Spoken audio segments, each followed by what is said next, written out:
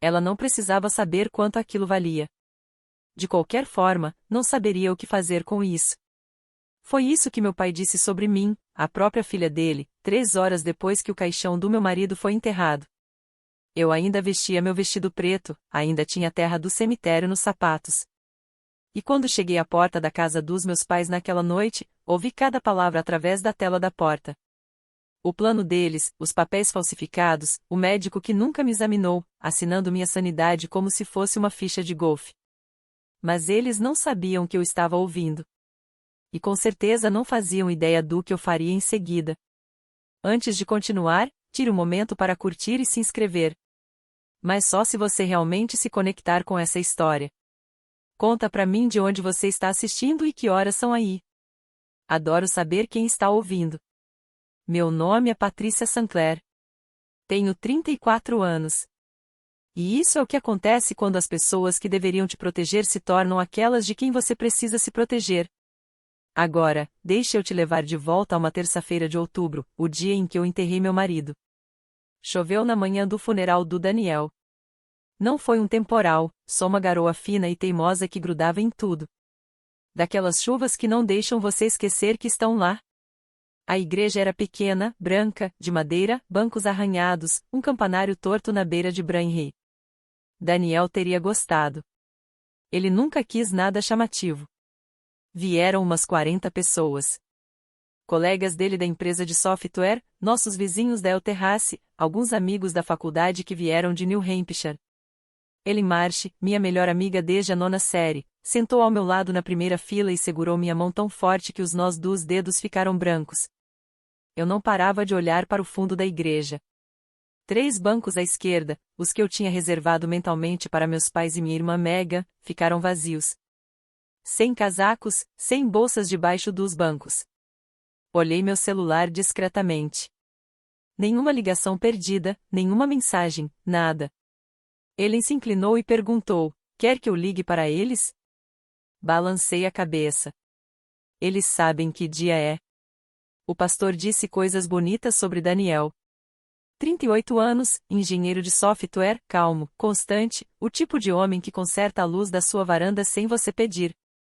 Um problema no coração que ninguém percebeu até ser tarde demais. 2 semanas do primeiro dor no peito até o caixão. Estávamos casados há 8 anos. Ele cuidava das contas, impostos e seguro. Eu cuidava de todo o resto. Compras, consultas, os ataques noturnos quando o peito dele doía às 3 da manhã. Ele sempre dizia: Patty, eu cuido dos números. Você cuida de mim. E isso era suficiente. Esse era todo o acordo. Depois do enterro, fiquei em pé junto à sepultura, na chuva. 40 pessoas vieram se despedir do meu marido. Nenhuma delas tinha meu sobrenome antes do casamento. E eu ainda não sabia por que minha família não estava lá. Eu me dizia que eles estavam ocupados. Cheguei até a me sentir culpada por não ter lembrado eles. Não fazia ideia de que eles estavam em casa, ocupados com outra coisa completamente diferente. A ligação veio na manhã seguinte. Eu ainda estava no sofá, com as roupas de ontem, quando o telefone tocou. Um número de Boston que eu não conhecia, começando com 617. Senhora Sancler, aqui é Daniel Kessler. Eu fui o advogado da herança do seu marido. Advogado da herança? Eu nem sabia que Daniel tinha um. Gostaria de me encontrar com a senhora hoje, se possível. Existem documentos que exigem sua atenção. Dirigi até um escritório em um prédio antigo perto da CP Play Square. Placa de bronze, janelas altas, o tipo de lugar que Daniel passaria reto sem nem olhar, porque ele nunca se importou com aparências. Kessler devia ter pouco mais de 50 anos, cabelo grisalho nas têmporas, óculos de leitura pendurados em uma corrente. Ele me ofereceu água e foi direto ao ponto. Seu marido fez um testamento há 18 meses. Ele a nomeou única beneficiária. Ele abriu uma pasta e deslizou 3 resumos de propriedades pela mesa. 3 apartamentos para aluguel na região de Boston, Dorchester, Somerville e Cambridge. Valor de mercado combinado, aproximadamente 2,4 milhões de dólares. E uma casa residencial na costa de Cape Cod, avaliada em cerca de 1,5 milhão. Li os números 2 vezes. Depois uma terceira vez. Daniel possuía tudo isso sem nenhuma dívida. Os aluguéis geravam uma renda constante. Tudo seria transferido para mim.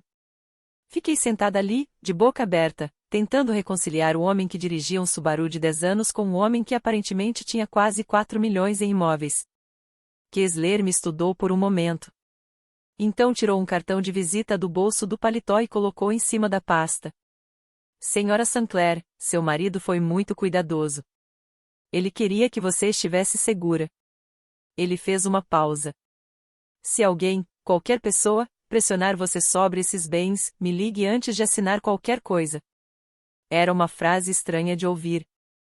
Agradeci e coloquei o cartão no bolso do casaco. Saí do escritório com a sensação de que Daniel ainda estava me protegendo de algum lugar que eu não conseguia ver. Mas eu ainda não entendia por que Kessler havia sido tão cuidadoso com o aviso. Eu só entenderia naquela mesma noite. Dirigi até a casa dos meus pais em Quincy, ainda com o mesmo casaco preto, olhos ainda vermelhos. Queria contar sobre o testamento.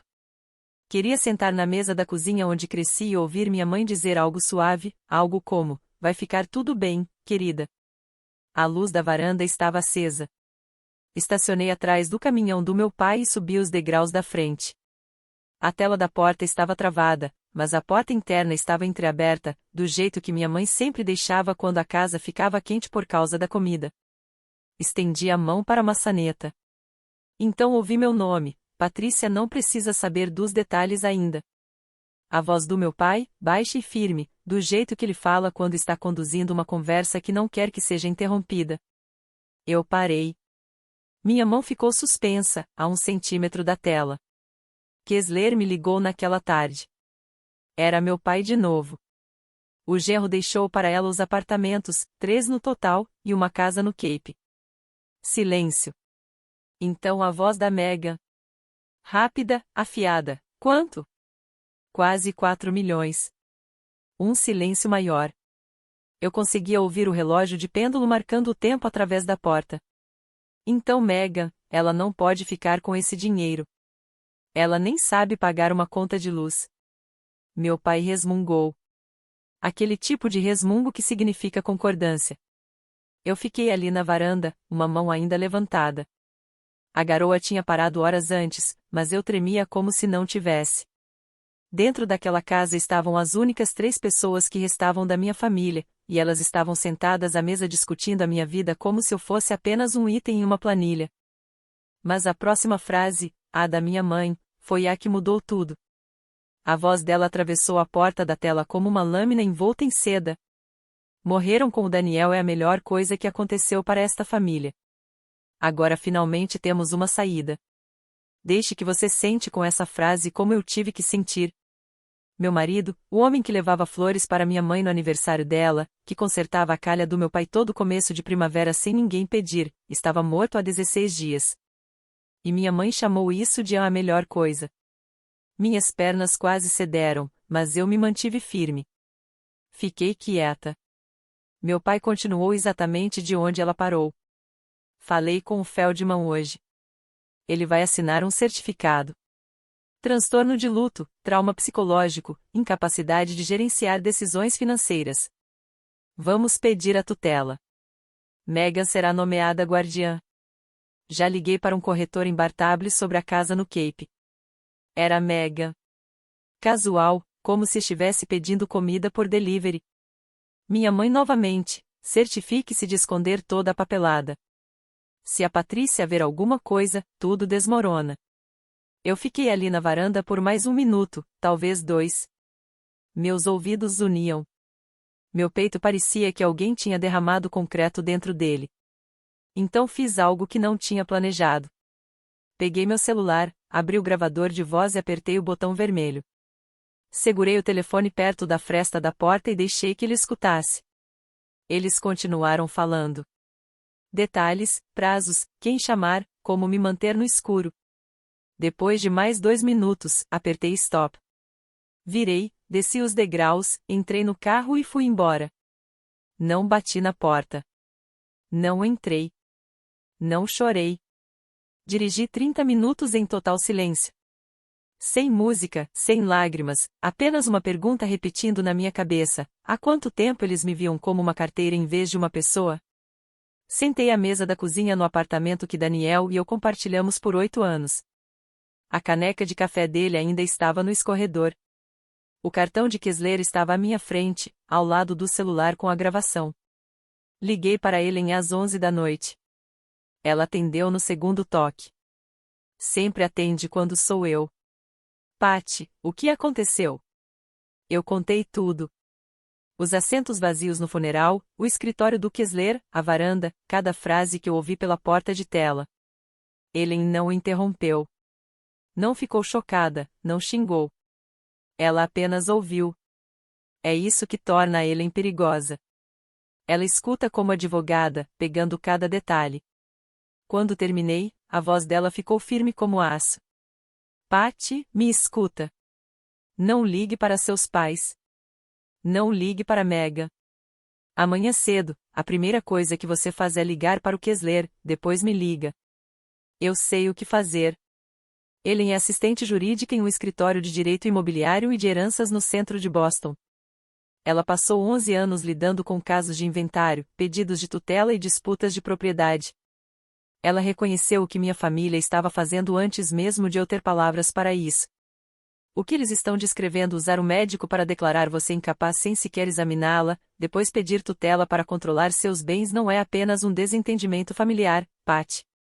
Isso é crime, falsificação, fraude. E vamos tratar como tal. Eu respirei fundo, pela primeira vez em horas, parecia. Tem alguém no escritório do promotor do condado de Norfolk com quem já trabalhei, ela continuou. Um detetive especializado em fraudes financeiras contra adultos vulneráveis. O nome dele é Ray Campos. Se precisarmos, e eu acho que vamos, eu posso fazer a ligação. Eu olhei para a caneca de café do Daniel na mesa. Ele costumava dizer que eu era mais forte do que eu pensava. Na época, eu não acreditava, mas estava começando a acreditar. Minha mãe ligou na manhã seguinte, às 9h15. A voz dela estava calorosa, ensaiada, perfeitamente medida. Querida, estive pensando em você a noite toda. Por que não veio ontem? Esperamos por você. Eles esperaram por mim? Quase ri. Estou exausta, mãe. Talvez outra hora. Que tal domingo no jantar? Toda a família. A Megan quer te ver. Seu pai está preocupado. Doente. Preocupado. Doente. Mantive a voz calma. Ellen tinha me orientado: haja normalmente, não dê pistas. Claro, mãe. Domingo funciona. Ótimo. Nós te amamos, querida. Você não deveria passar por isso sozinha. Desliguei e imediatamente liguei para o Kessler. Ele atendeu no primeiro toque, como se estivesse esperando. Senhor Kessler, meu pai entrou em contato ontem sobre a herança do meu marido. O que exatamente ele perguntou? Uma pausa. Ele perguntou sobre o valor total, se você era a única beneficiária e, hipoteticamente, o que aconteceria se você fosse declarada legalmente incapaz. Meu estômago caiu. Senhora Sinclair, eu não disse nada além do que consta em registros públicos, mas as perguntas dele me preocuparam. Por isso te dei meu cartão. O advogado do Daniel já tinha percebido que estava por vir antes de mim. A voz do Kessler ficou mais firme. Se seu pai pedir a tutela e você não responder a tempo, um juiz pode conceder uma ordem temporária em apenas 14 dias. Você precisa se antecipar a isso. Hoje mesmo vou protocolar uma objeção preventiva. Depois ele me deu mais um nome, doutora Rebecca Winters, psiquiatra certificada, independente, com 20 anos de experiência. Marque uma avaliação com ela ainda esta semana. Se tivermos um laudo psiquiátrico legítimo confirmando sua plena capacidade, qualquer pedido baseado em um certificado fraudulento desmorona no contato. Anotei o número e liguei antes do almoço. A primeira consulta foi marcada para quinta-feira, mas eu ainda não sabia que a Megan já havia feito suas próprias ligações e que ela também não estava esperando pelo tribunal. Na tarde de quinta, o consultório da doutora Rebecca Winters ficava em uma casa vitoriana convertida perto de Brooklyn Village. Plantas na janela, sem recepcionista. Ela mesma abriu a porta. A avaliação durou 90 minutos. Perguntou sobre o Daniel, sobre minhas rotinas diárias, se eu estava dormindo, comendo, saindo de casa. Perguntou sobre minha infância, sobre meus pais. Eu disse a verdade, toda a verdade. E ela escreveu firme, sem reagir. No final, colocou a caneta sobre a mesa e me olhou. Senhora Sinclair, você está em luto. Isso é humano. Não é uma incapacidade. Não há nenhuma indicação, nenhuma, de função cognitiva diminuída ou incapacidade de administrar seus assuntos. Ela assinou o relatório, carimbou e me entregou o original em envelope lacrado. Guarde em um lugar seguro. Dirigi para casa sentindo que podia finalmente respirar depois de uma semana inteira. Uma psiquiatra licenciada com 2 décadas de experiência acabará de confirmar por escrito o que Daniel sempre me dizia: eu era capaz, eu era íntegra, eu era suficiente. O que eu não sabia e que ele descobriu naquela mesma noite através de um contato na clínica do Feldman era que meu pai havia visitado o Dr. Nathan Feldman naquela mesma tarde. Mesmo dia, mesma cidade, resultado totalmente diferente. Feldman, médico de família, não psiquiatra, assinou um certificado declarando que Patricia Harper Sinclair apresentava transtorno grave de luto, com marcada incapacidade de gerenciar assuntos pessoais e financeiros. Ele nunca me conheceu, nunca marcou uma consulta comigo, nunca me olhou nos olhos sequer uma vez. E aqui está a parte que mais importaria depois: na linha data do exame do paciente no certificado de Feldman, estava completamente em branco, porque não houve exame algum. Só havia uma assinatura e um favor entre parceiros de golfe. No domingo à noite, fiquei na mesma varanda onde havia ouvido tudo 5 dias antes. Desta vez, bati na porta. Meu pai abriu com um sorriso que eu nunca tinha visto antes. Largo demais, caloroso demais. Ele puxou minha cadeira na mesa de jantar, serviu minha água. Gerald Harper nunca havia servido água de ninguém em 62 anos. Minha mãe tinha feito frango piccata, meu favorito desde os 12 anos. A casa cheirava a limão e manteiga. Mega me abraçou no corredor. O perfume dela era caro, o cartão de crédito dela era mais caro ainda. Sentamos. Comemos. Meu pai conduzia a conversa com cuidado, como quem estaciona em paralelo, devagar, deliberado, checando cada ângulo. Então, querida, você já conseguiu organizar as coisas do Daniel? Sabe o que ele deixou para trás? Mastiguei devagar. O advogado ainda está cuidando disso. Eu ainda não entendi a maior parte disso. Um olhar passou entre meus pais. Rápido, quase invisível, mas eu percebi. Gerald se inclinou para a frente. Finanças são complicadas, querida. Deixe que seu pai cuide das questões com o advogado. Você já tem coisa suficiente para se preocupar. Dona assentiu. Ele está certo, querida. Você precisa se concentrar em se recuperar. Mega não disse nada. Ficou olhando para o celular. No meio do jantar, me desculpei para ir ao banheiro. No caminho de volta, passei pelo escritório do meu pai. A porta estava entreaberta. Na mesa, meio escondido sob um jornal, estava um envelope manila com o selo do Tribunal do Condado de Norfolk. Peguei meu celular e tirei uma foto. 2 segundos. Depois voltei para a mesa e terminei meu frango. Sentada naquela mesa, observando 3 pessoas que eu conhecia a vida inteira desempenhando o papel de uma família amorosa, eu não parava de pensar: quantos jantares antes deste também foram só um espetáculo? Quantas vezes eu sentei exatamente nesta cadeira e perdi todos os sinais? Você já olhou para um momento com sua família e percebeu que nada era o que você pensava? Eu adoraria saber. Compartilha nos comentários. Acho que não sou a única. Cheguei em casa e abri a foto.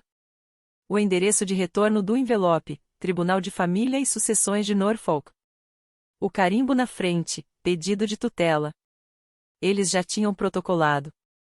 Na segunda de manhã, liguei para o Kessler antes mesmo do café terminar de coar. Eles protocolaram. Eu vi o envelope ontem à noite: Tribunal de Família de Norfolk. Ele ficou em silêncio por 3 segundos. Eu ouvi teclas clicando. Estou olhando agora. Gerald Harper, requerente. Megan Harper, guardiã proposta. Anexo, um certificado médico assinado pelo Dr. Nathan Feldman, declarando: você não tem capacidade mental para gerenciar sua pessoa e seus bens. Ouvir isso dito daquela forma, em linguagem jurídica, digitado no sistema do tribunal, com o número de processo atribuído, fez tudo se tornar real de um jeito que a conversa na varanda não tinha feito. Isso não era mais conversa de família. Isso era um processo judicial. A audiência preliminar está marcada para 14 dias a partir da data de protocolo, continuou Kessler. Isso nos dá até 29 de outubro. Se não respondermos antes, um juiz pode emitir uma ordem temporária de tutela. Meghan teria autoridade legal sobre suas finanças em questão de horas. 14 dias. Foi tudo que separava eu de perder o controle de tudo que Daniel construiu. Vou protocolar nossa objeção ainda hoje de manhã. Kessler disse que o relatório da doutora Winter entra como prova principal. Só isso já deve fazer o juiz parar e pensar. Depois liguei para Ellen. Perfeito, ela disse. O Kessler cuida da parte judicial, mas existe também a parte criminal. E é aí que entra o campus. Falei com ele ontem. Ele quer ouvir a gravação e ter o certificado do Feldman. Como conseguimos isso? Foi protocolado no tribunal. Campos pode solicitar uma cópia autenticada pelos canais oficiais. Ele disse que terá dentro de uma semana. Uma semana? O relógio já estava correndo nos 14 dias, e precisávamos de 7 apenas para confirmar o que eu já sabia, que Feldman havia assinado um documento sobre uma paciente que ele nunca tinha visto. 14 dias. Eu podia sentir cada um deles. A ligação veio na quarta-feira, terceiro dia desses 14. Uma mulher da Arborville Property Group, a administradora do apartamento do Daniel em Dorchester, pediu para falar comigo. A voz dela era cuidadosa, ensaiada. Senhora Sinclair, estou ligando porque recebemos ontem uma solicitação de uma mulher que se identificou como sua guardiã legal. Ela pediu que todo o aluguel fosse redirecionado para uma nova conta bancária. Segurei a borda do balcão. Qual era o nome dela? Meghan Harper. Ela forneceu o número de processo do Tribunal de Sucessões de Norfolk e disse que a tutela já estava em vigor. Não estava. A audiência ainda não tinha acontecido. Nenhum juiz havia assinado nada. E, mesmo assim, minha irmã já havia ligado para a administradora, alegado autoridade legal que não tinha e tentado desviar minha renda para a própria conta. Agradeci à mulher e pedi que não fizesse nada até ouvir meu advogado. Ela concordou. Liguei para Kessler. Ele redigiu uma carta de cessar e desistir para Arborville em menos de uma hora e sinalizou o incidente para Campos. Isso é importante, disse Kessler. Ela se passou por guardiã nomeada pelo tribunal para uma instituição financeira. Isso não é apenas precipitado. É fraude de identidade. Ele me mandou mensagem naquela noite: Meghan acabou de nos entregar mais uma acusação em uma bandeja de prata. Naquela noite, minha mãe ligou de novo. Quente, doce, perfeitamente cronometrada. Querida, ouvi dizer que você tem sido difícil sobre a situação do apartamento. Por que está tornando tudo tão complicado? Estamos tentando ajudar. Difícil? Nas últimas 2 semanas, já me chamaram de muita coisa: incapaz, instável, e agora difícil. Mantive a voz neutra. Não estou sendo difícil, mãe. Só quero entender as coisas antes de tomar decisões. Bem, disse ela, e pude ouvir a máscara deslizar uma fração. Não demore demais. Ela desligou primeiro. Gerald apareceu no meu apartamento na tarde seguinte. Sem avisar. Apenas bateu e lá estava ele, segurando 2 cafés e uma sacola da padaria da Hancock Street. Pensei em ver como está minha menina, disse ele, entrando antes que eu pudesse decidir se deixava.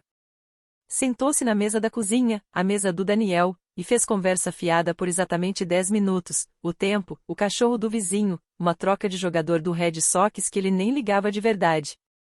Então, ele entrou no paletó e tirou um maço fino de papéis. Olha, querida, mandei um advogado preparar isso. É só uma procuração temporária.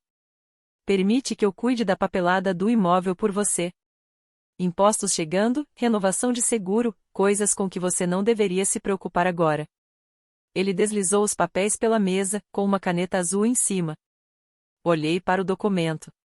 O cabeçalho dizia: Procuração Geral Duradoura. Não limitada, não temporária. Geral, isso daria ao geral de autoridade total sobre cada decisão financeira da minha vida. Pai, eu preciso ler isso antes.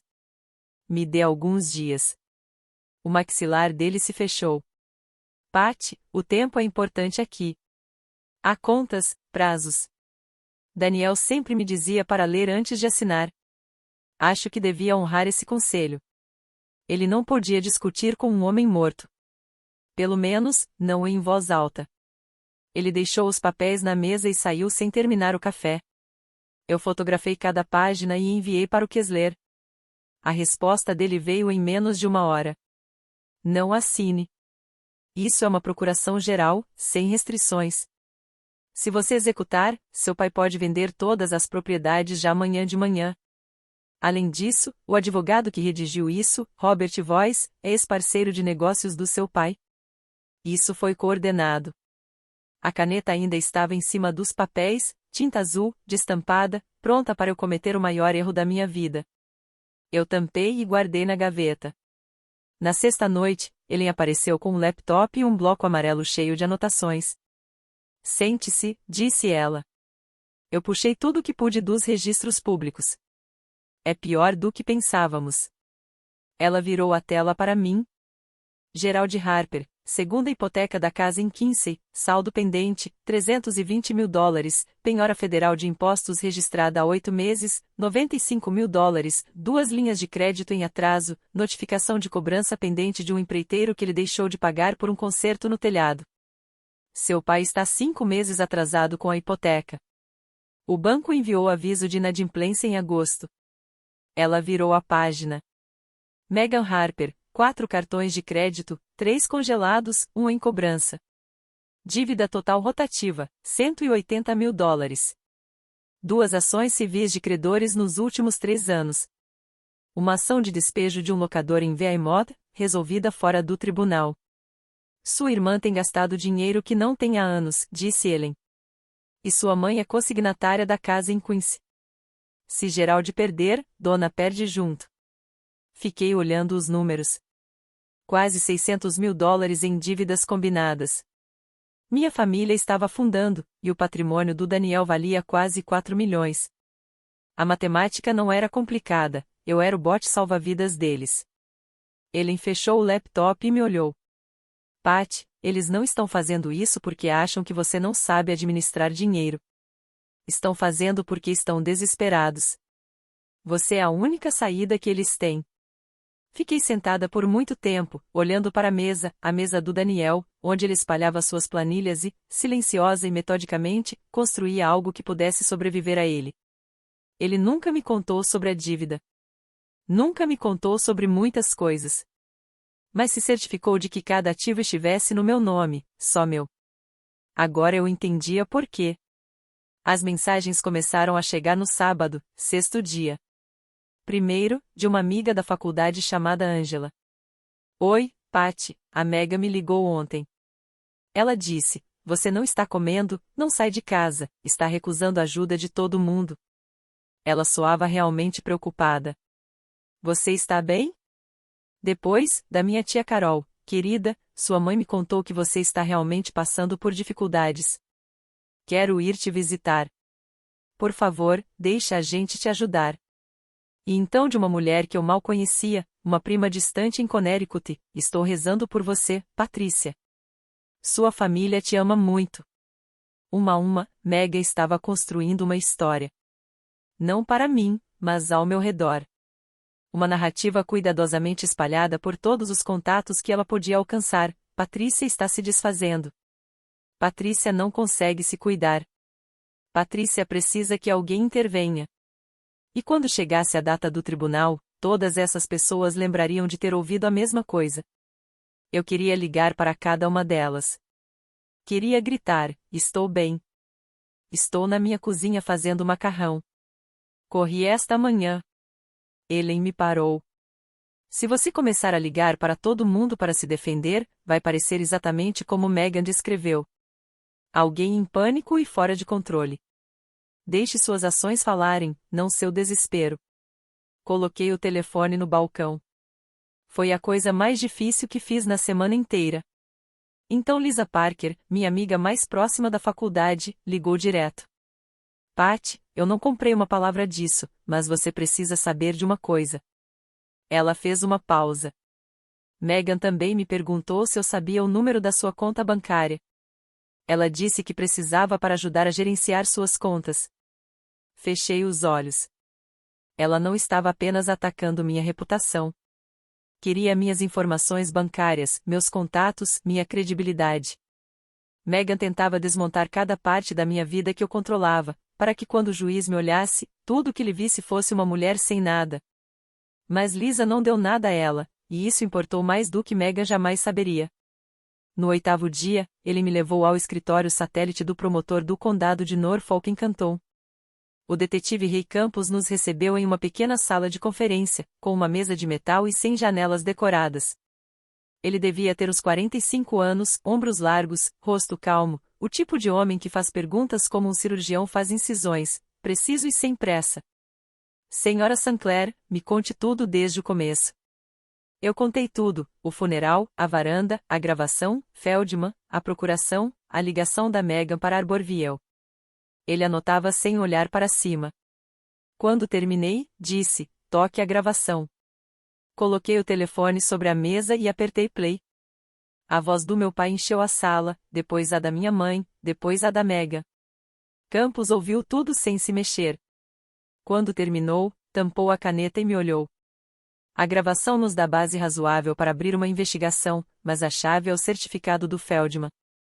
Se eu conseguir provar que ele assinou sem te examinar, isso é falsificação, e apresentar isso ao tribunal configura fraude perante o tribunal.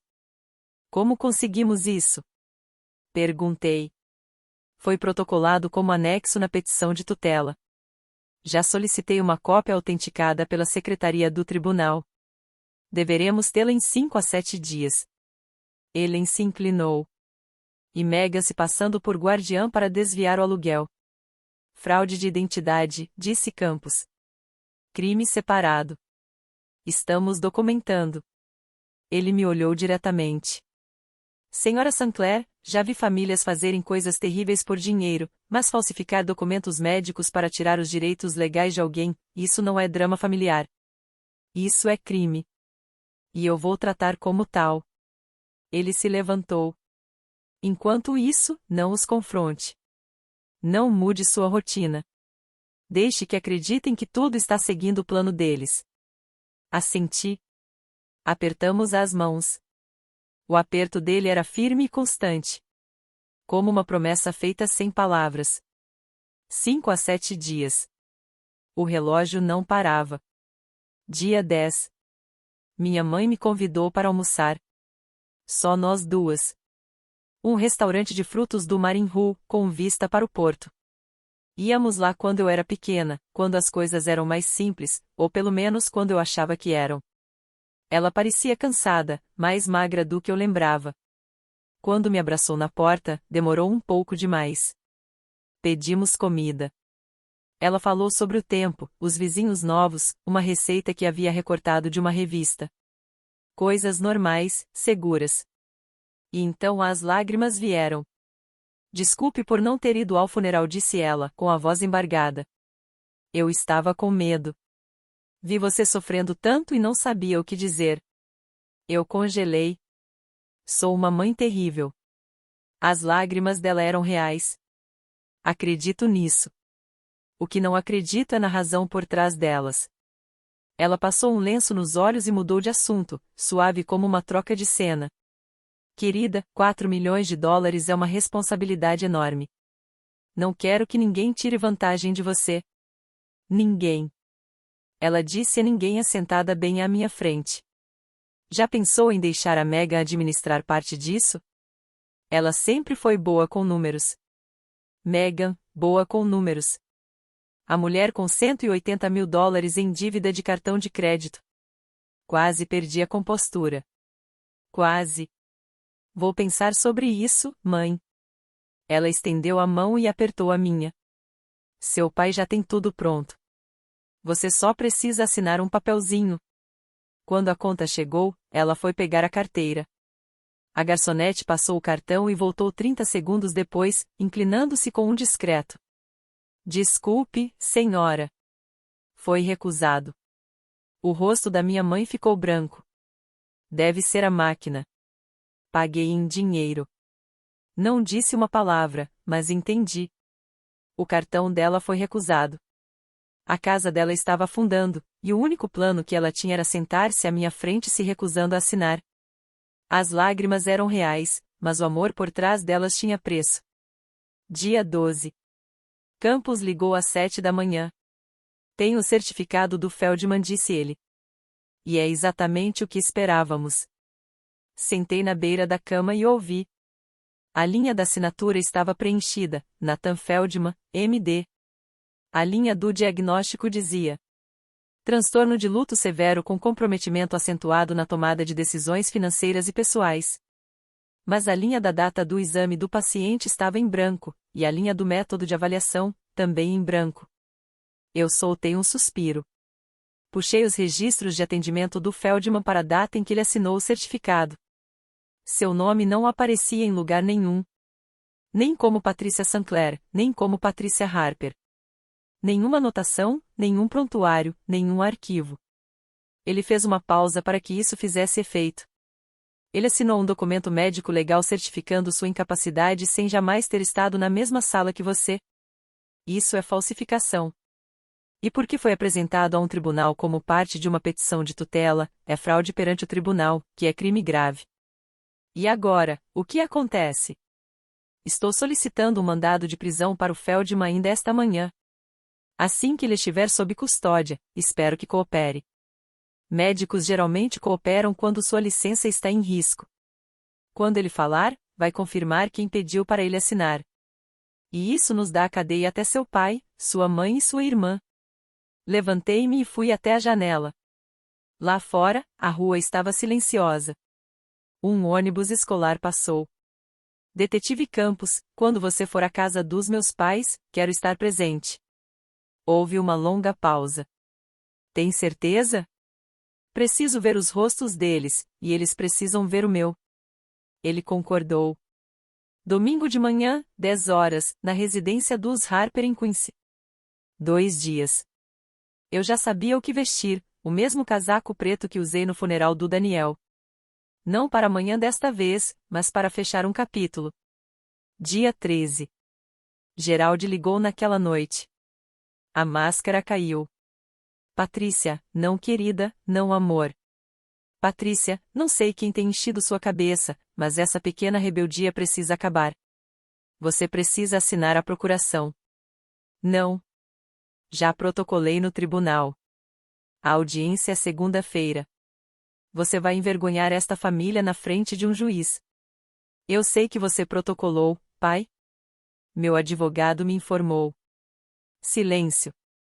Eu podia ouvir sua respiração. Então você contratou um advogado.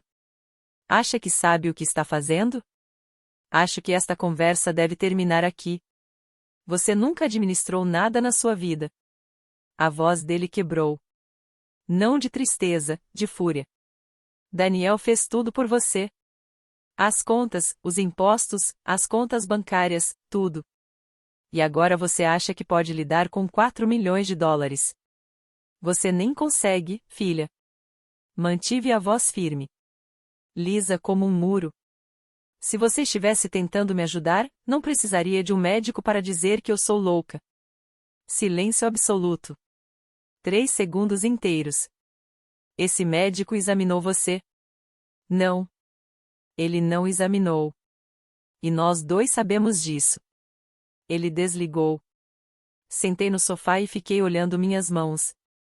Tremiam, mas não de medo. Do tipo de raiva que se instala na base da sua coluna e permanece quente por horas. Só percebi depois que havia gravado a ligação. Não de propósito, no começo. Estava tão focada em manter a calma que esqueci que havia apertado gravar quando vi o nome dele na tela. Mas Massachusetts é um estado de consentimento de uma parte, quando você é participante da conversa. A gravação era legal, e Gerald acabará de admitir na fita que tinha protocolado a petição, que sabia do Feldman, que esperava que eu assinasse. Amanhã seria domingo. Mais uma noite de sono e tudo acabaria. Sábado à noite, o apartamento estava silencioso de um jeito que parecia definitivo. Sentei no chão do armário do quarto, o lugar que ainda cheirava mais a Daniel, e abri a pequena caixa à prova de fogo que ele mantinha na prateleira de cima. Dentro estavam nossa certidão de casamento, a apólice de seguro de vida dele, os resumos de imóveis que Kessler me tinha dado e, no fundo, um envelope lacrado com meu nome escrito pela mão dele. Eu tinha encontrado aquele envelope na semana seguinte à morte dele, mas não tinha aberto. Não estava pronta. Hoje à noite, eu estava. A carta era de uma página, tinta azul. A letra dele sempre foi muito pequena, como se ele tentasse colocar mais em menos espaço do que o mundo permitia. Pat, se você está lendo isso, sinto muito por não ter ficado mais tempo, mas preciso que você saiba algo que eu deveria ter dito em voz alta com mais frequência. Você é mais forte do que pensa. Sempre foi forte. Só nunca teve permissão para acreditar nisso. Nem dos seus pais. Nem de ninguém. Então, aqui está, por escrito, eu acredito em você. Sempre acreditei. Daniel. Dobrei a carta e pressionei contra o peito. E então chorei. Não o choro educado, nem o choro de funerais. Chorei daquele jeito feio, que parece rasgar o corpo e vem de um lugar tão profundo que você nem sabia que existia. Daniel escreveu aquela carta sabendo que seu coração estava falhando, sabendo que eu precisaria dela, sabendo exatamente quem poderia tentar me derrubar quando ele se fosse. Chorei por 20 minutos. Depois lavei o rosto, coloquei a carta no bolso do casaco e liguei para Ellen. Amanhã estou pronta. Campos estará lá às 10 horas. Kessler estará lá às 10 horas. Eu estarei às 9h30. Ellen. Obrigada por acreditar em mim quando ninguém mais acreditou. Ela ficou em silêncio por um instante. É isso que os bons fazem, Pat. Eles aparecem. Configurei meu alarme para 6 horas. Queria estar na casa dos meus pais antes de qualquer um deles, porque queria ser a primeira a bater na porta. Domingo de manhã, 28 de outubro. Céu claro, sem chuva. Não desta vez. Estacionei na entrada da casa dos meus pais às 8 horas. Mesmo asfalto rachado, mesma cesta de basquete de 1996 enferrujada. Sentei no carro por 2 minutos completos, mãos no volante, respirando. Depois saí. Casaco preto, cabelo preso, sem maquiagem. Carta do Daniel no bolso esquerdo, celular no direito. Bati na porta. Meu pai abriu de camisa de flanela e chinelos. As sobrancelhas subiram. Patrícia, são 8 da manhã. O que você está? Preciso falar com todos vocês, os 3. Antes que as coisas avancem mais. Ele analisou meu rosto. Seja lá o que viu, deu um passo para o lado. A casa cheirava a café velho e torradas murchas. Minha mãe estava no balcão da cozinha, de roupão, despejando creme em uma xícara. Mega estava encolhida no sofá com um cobertor, rolando o feed do celular. Os dois levantaram o olhar quando eu entrei. Dona sorriu. Automático, mecânico. Querida, que surpresa. Mega não sorriu. Ela me observava como um gato observa a porta. Sentei na poltrona em frente ao sofá, a mesma em que eu me sentava quando criança para assistir desenhos no sábado. Agora eu estava olhando para 3 pessoas que haviam conspirado para pagar minha existência legal. Quero ouvir de vocês, disse. Tudo. Qual é o plano? O que vocês acham que é melhor para mim? Gerald sentou-se à minha frente, ombros quadrados. Aquela era a casa dele. Tudo bem, disse ele. Tentamos te dizer. Isso é para proteger seu futuro, o espólio, os imóveis. Sua mãe e eu só queremos o que é melhor. Dona assentiu. Mega não disse nada. Eu deixei ele falar sobre responsabilidade, família, sobre como decisões financeiras eram demais para alguém na minha condição. Quando ele terminou, fiz uma pergunta. Pai, quando foi a última vez que você viu o Dr. Feldman? O rosto dele congelou, no meio da respiração, no meio da frase, no meio da mentira. E foi então que a campainha tocou. Gerald me olhou. Eu não desviei o olhar. A campainha tocou de novo. Ele foi até a porta e abriu. O detetive Rei Campos estava na varanda, de blazer escuro, distintivo visível no cinto. Atrás dele, Daniel Kessler de terno carvão e ele em marche com uma pasta manila debaixo do braço. Senhor Gerald Harper, disse Campos. Sou o detetive Rei Campos, polícia do condado de Norfolk. Posso entrar? A boca de Gerald se abriu. Nada saiu. Ele deu um passo para trás. Eles entraram na sala de estar. Donna se levantou do banquinho tão rápido que derrubou sua caneca de café no balcão. Ela se quebrou no chão e ninguém a pegou. Megan puxou o cobertor do colo e sentou-se ereta. O celular caiu entre as almofadas. Campos tomou o centro da sala do jeito que um homem toma o palco. Estou aqui a respeito de uma petição de tutela apresentada ao Tribunal de Sucessões de Norfolk pelo Sr. Harper, em nome de sua filha, Patricia Sinclair. Isso é um assunto privado de família.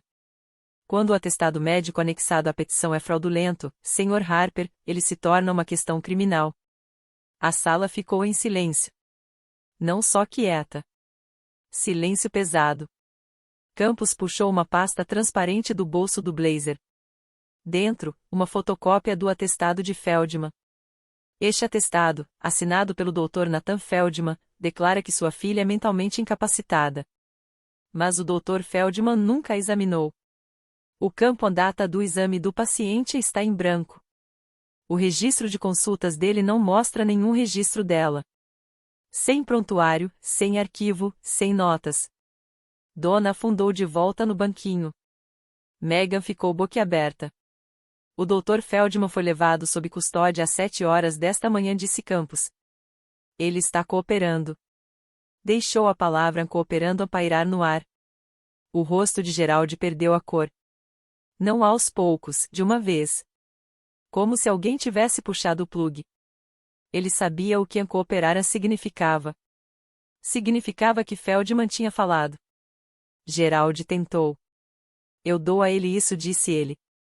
Feldman, seja o que for que você contou, ele entendeu errado. Pedi uma avaliação geral. Eu nunca mandei. Sr. Harper. Campos não levantou a voz. Não precisava. O Dr. Feldman afirma que o senhor solicitou pessoalmente que ele assinasse um atestado de incapacidade para sua filha sem realizar nenhum exame. Afirma que sua esposa, Dona Harper, forneceu a linguagem diagnóstica específica e declara: sua filha, Megan Harper, estava ciente e participou do plano. Donna soltou um som, meio soluço, meio suspiro. Pressionou as mãos contra a boca. Megan pulou de pé. Eu não sabia do médico. Foi ideia do meu pai. Eu não tinha nada a ver com isso. Gerald se virou para ela. Você ligou para a corretora antes mesmo de termos os papéis. Você ligou para o administrador do imóvel fingindo ser a guardiã dela porque me disse para fazer isso. Eles se enfrentaram em menos de 10 segundos. Ali, na frente de um detetive, um advogado e eu. Levantei-me. A sala ficou em silêncio. Todos olharam para mim. Meu pai, no meio da acusação. Minha mãe, no meio do soluço. Minha irmã, no meio da desculpa. Campos, Kessler, Ellen. Falei devagar, com firmeza. Do jeito que se fala quando cada palavra precisa atingir o alvo. Eu ouvi tudo. Na noite do funeral do Daniel. Fiquei do lado de fora daquela porta. Apontei para a entrada, a 5 passos, e ouvi. Ouvi meu pai dizer que Feldman assinaria os papéis. Ouvi Megan dizer que já tinha chamado um corretor para a casa do Cape. E ouvi minha mãe dizer. Olhei diretamente para ela. Daniel morrer é a melhor coisa que aconteceu para esta família. O rosto de Donna se contorceu. Patrícia, eu não quis. Você disse, mãe. Palavra por palavra. E eu gravei. Ninguém se moveu. Ninguém respirou. A caneca quebrada ainda estava no chão da cozinha. E o silêncio era mais pesado do que qualquer coisa que eles já tivessem dito. Não estou aqui por vingança, disse. Estou aqui para dizer: eu ouvi vocês. Eu sei. E escolho não perdoar. Campos acenou para a porta da frente. 2 policiais uniformizados entraram. Haviam esperado na varanda o tempo todo. Gerald Harper, a voz de Campos era firme, processual. Você está preso por fraude ao tribunal, falsificação de documentos médicos e conspiração para apropriação indevida de bens por meio de tutela fraudulenta. Você tem direito a permanecer em silêncio. Tudo o que disser pode e será usado contra você em tribunal. Meu pai ficou parado enquanto o policial colocava as algemas. Olhou para mim uma vez, não com raiva, mas com algo mais próximo de descrença, como se tivesse entrado em um quarto que achava que era seu e encontrado todas as fechaduras trocadas. Patrícia, disse-lhe, você não pode fazer isso com seu pai? Eu não respondi. Dona foi a próxima.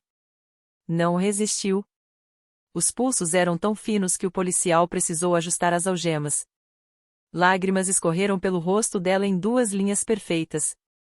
Querida, me desculpe. Eu estava desesperada. Você precisa entender. Olhei para ela. Meus olhos estavam vermelhos, mas secos. Desespero não te dá o direito de me declarar insana, mãe. Ela não teve resposta para isso. O policial a conduziu até a porta. Campos se virou para Megan.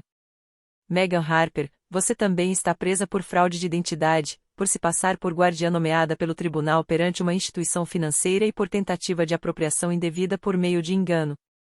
As pernas de Megan fraquejaram. Ela agarrou o braço do sofá.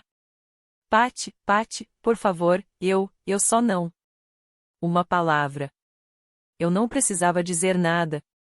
Levaram os 3 pela porta da frente e os colocaram em veículos separados. Do outro lado da rua, a senhora Kowalski estava no jardim, de hobby, com o regador congelado no meio da inclinação. Então, as crianças Guian, do lado, observavam atrás da porta da tela. Um entregador de caminhão reduziu a velocidade, encarou a cena e seguiu adiante. A sala de estar agora estava vazia, só eu, Ellen, Kessler e o cheiro de café frio e porcelana quebrada. Ellen colocou a mão no meu ombro. Não disse nada. Não precisava. Ela dirigiu. Eu sentei no banco do passageiro, mãos no colo, olhando a estrada. Não falamos nada por 15 minutos. Ela não ligou o rádio. Apenas dirigiu. E eu apenas fiquei ali. E o mundo do lado de fora do para-brisa parecia seguir em frente, completamente desconectado do que acabará de acontecer dentro daquela casa. Finalmente, eu disse. Acabei de mandar meus pais para a cadeia. Ellen não hesitou. Não, eles se mandaram. Encostei a cabeça na janela. O vidro estava frio. Sabe do que eu não paro de pensar? Quando eu tinha 6 anos, meu pai me ensinou a andar de bicicleta nessa mesma entrada. Ele segurava a parte de trás do banco e corria ao meu lado até eu conseguir equilibrar sozinha. Ele ria, eu lembro do riso dele. Ellen olhou para mim. Mesmas mãos, eu disse. As mesmas mãos que seguravam o banco, são as mãos que assinaram uma petição para tirar meus direitos.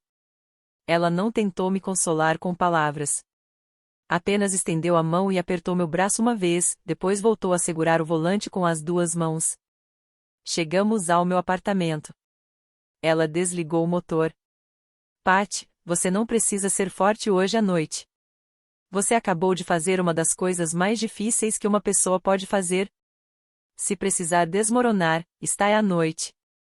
Desabotoei o cinto e olhei para ela. Estou desmoronando há 3 semanas. Acho que hoje à noite só quero dormir. Ela assentiu. Vou checar você de manhã. Entrei. O apartamento estava exatamente como eu havia deixado.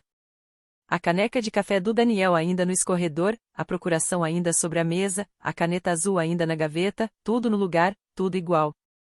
Mas eu estava diferente, e não havia volta. 2 semanas se passaram. Kessler ligou numa terça-feira com a atualização completa. Gerald Harper foi formalmente indiciado por 3 crimes: fraude ao tribunal, falsificação criminal e conspiração para apropriação indevida de bens através de processo de tutela fraudulento.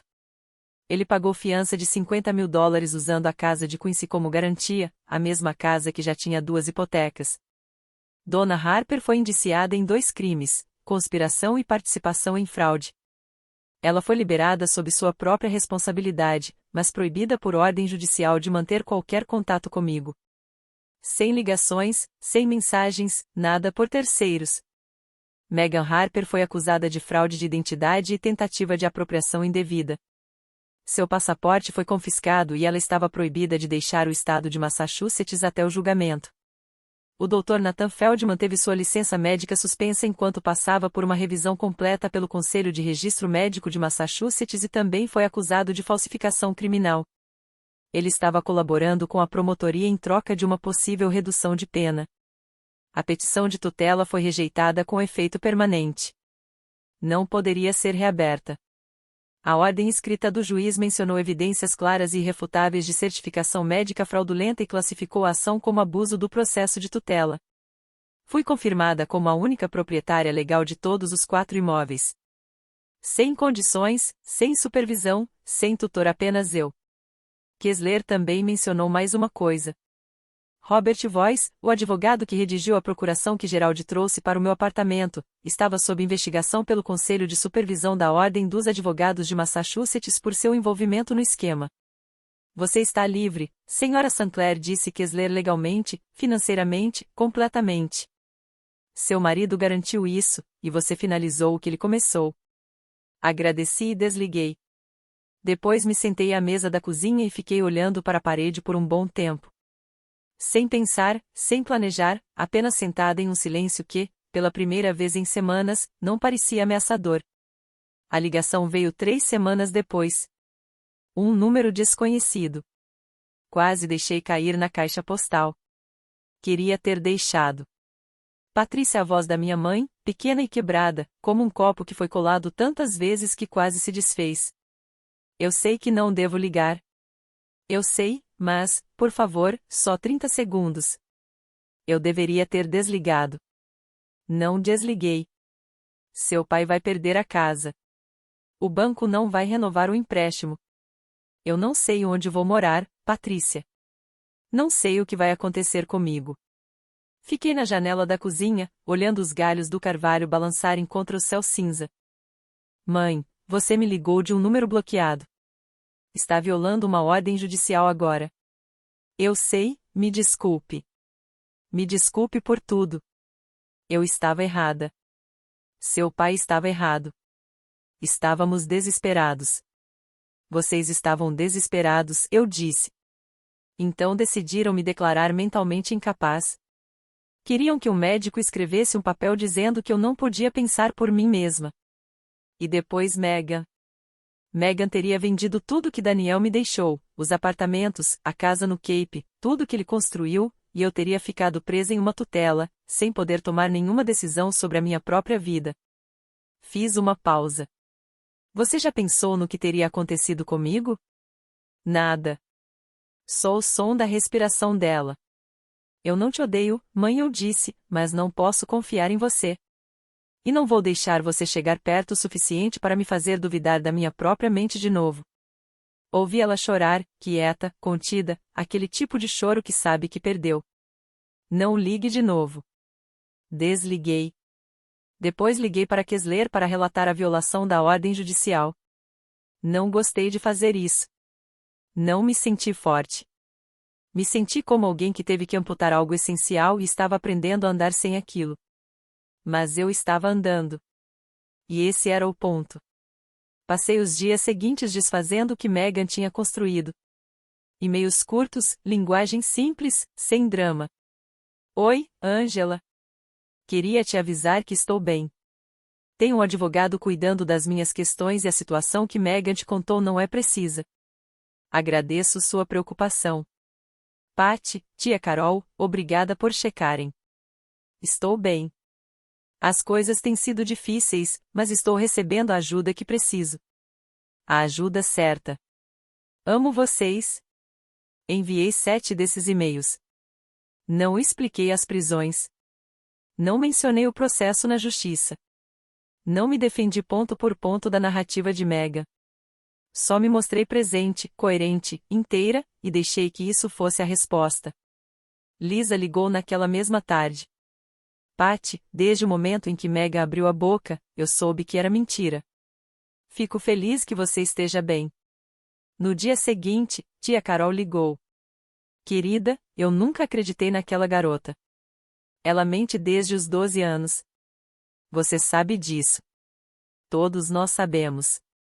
Nem todo mundo havia sido enganado. Algumas pessoas enxergaram a verdade desde o começo. Só não sabiam como falar até eu lhes dar permissão. Naquela sexta-feira, fui sozinha para Cape Cod. A casa era menor do que eu imaginava. Telhas azul pálido, molduras brancas, varanda em volta, de frente para o Atlântico. O gerente da propriedade tinha deixado o aquecimento ligado. O chão estava limpo. O oceano fazia o que sempre faz, chegava, recuava, indiferente a tudo. Fiquei na varanda com a carta de Daniel na mão. O vento pressionava meu casaco contra as costelas. Li suas palavras novamente. Você é mais forte do que pensa. Sempre foi forte. Só nunca teve permissão para acreditar nisso. Dessa vez, quando dobrei a carta, algo era diferente. Dessa vez, eu acreditei nele. 6 meses depois, eu já morava na Cape House em tempo integral. A mudança não foi dramática. Empacotei o apartamento em Boston em 2 finais de semana, contratei uma pequena empresa de mudança e fechei a porta do El Terrace sem olhar para trás. A caneca de café do Daniel veio comigo. Assim como a caixa à prova de fogo. Os papéis da procuração foram para a fragmentadora. Me inscrevi em um curso de educação financeira, um programa de certificado online de uma faculdade comunitária em Yanis.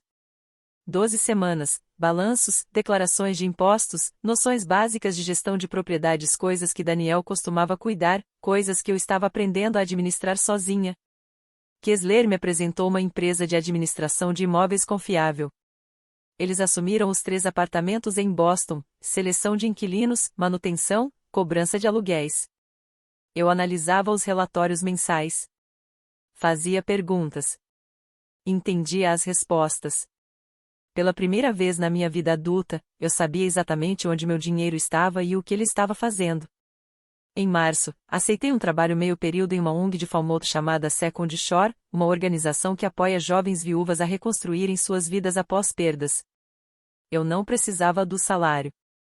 Eu precisava de propósito. Eu sabia como era perder tudo em uma semana e não ter ninguém ao seu lado. Ele me visitava todo mês. Sentávamos na varanda com vinho e assistíamos às ondas ficarem douradas ao pôr do sol. Ela nunca disse eu te avisei. Ela simplesmente aparecia. É isso que os bons fazem. A sentença saiu em abril. Geraldi recebeu 18 meses de detenção federal. Donna pegou 12 meses de liberdade condicional e 200 horas de serviço comunitário. Megan foi sentenciada a 6 meses na cadeia do condado, seguidos por 3 anos de supervisão. Eu não fui à audiência de sentença. Não precisava ouvir mais nada daquele tribunal. O oceano era mais alto, e tinha coisas melhores para dizer. Não falo com meu pai. Não falo com minha mãe. Não falo com Megan. Isso não é raiva. É arquitetura. Eu construí um muro onde antes havia uma porta, e não estou procurando a planta para derrubá-lo. Geraldi mandou uma carta da prisão federal em Devons. Reconheci sua caligrafia no envelope, a mesma letra inclinada e apertada que ele usava para assinar meus cartões de aniversário. Segurei por uns 10 segundos. Depois escrevi a devolver ao remetente na frente e coloquei na caixa de correio. Megan tentou passar recado por Lisa. Diga a Patty que eu sinto muito. Diga que eu faria qualquer coisa. Lisa encaminhou. Ouvi uma vez e apaguei. Não apago por crueldade. Apago porque guardar seria deixar um fio, e fios são puxados. As pessoas me perguntam se eu perdoei. Amigos, colegas na Second Shore, até minha terapeuta, de forma delicada, na 3ª sessão. Aqui está o que aprendi: perdoar é largar o peso. É escolher não carregar as escolhas deles nas suas costas toda manhã. Estou trabalhando nisso. Alguns dias são mais fáceis que outros, mas limites são diferentes. Limites não são sobre sentimentos. São sobre segurança. O perdão é interno. É entre eu e o peso. Limites são externos. São entre eu e as pessoas que colocaram o peso ali. Eu não vou destrancar a porta. Nem para pedidos de desculpa, nem para lágrimas, nem para sangue. Daniel escreveu algo naquela carta que volto a ler nos dias difíceis: você sempre foi forte. Só nunca teve permissão para acreditar nisso. Ele estava certo. Mas eu acrescentaria uma coisa: eu não preciso mais de permissão. Não dele, não deles, de ninguém. Esta manhã, acordei às 6, fiz café e fui para a varanda. O oceano estava lá, fazendo o que sempre faz. O mesmo que fez ontem, anteontem e há 100 anos. Ondas que chegam, recuam, sem pedir permissão a ninguém. Não há ninguém na minha porta me pedindo para assinar nada. Ninguém no telefone dizendo que eu não sou capaz. Ninguém no quarto ao lado cochichando sobre como tomar o que é meu enquanto eu ainda estou no cemitério. Daniel me deixou 4 paredes e um teto, 3 apartamentos e uma casa à beira-mar. Mas o que ele realmente me deixou, o que nenhum certificado falso ou petição fraudulenta poderia tocar, foi a certeza de que eu mereço estar segura, de que eu sou suficiente, de que aquela voz silenciosa na minha cabeça que diz você consegue não está mentindo. Se você está ouvindo isso e está numa situação parecida com a minha, se alguém na sua vida diz que você não é inteligente o suficiente, forte o suficiente ou estável o suficiente para tomar suas próprias decisões, eu preciso que você escute, isso é a linguagem de quem quer te controlar. Não é a verdade. A vingança mais forte não é mandar ninguém para a prisão. É construir uma vida onde as pessoas que tentaram te destruir não tenham mais poder algum. Nem sobre o seu dinheiro, nem sobre sua mente, nem sobre seu café da manhã na varanda que é sua e de mais ninguém. Não conto essa história para ensinar uma lição. Eu conto porque, quando eu estava naquela varanda em Quincy, ouvindo minha família planejar minha destruição, eu queria que alguém tivesse me contado uma história assim antes. Para eu saber que não estava louca. Para eu saber que tinha o direito de lutar de volta. Essa é a minha história. Se ela chegou até você, se inscreve. Não por mim, mas para não perder a próxima. Essas histórias importam, e as pessoas dessa comunidade entendem por quê. Se você conhece alguém que precisa ouvir isso, uma amiga, uma irmã, qualquer pessoa que esteja sendo feita para sentir que não é suficiente, compartilha este vídeo com ela.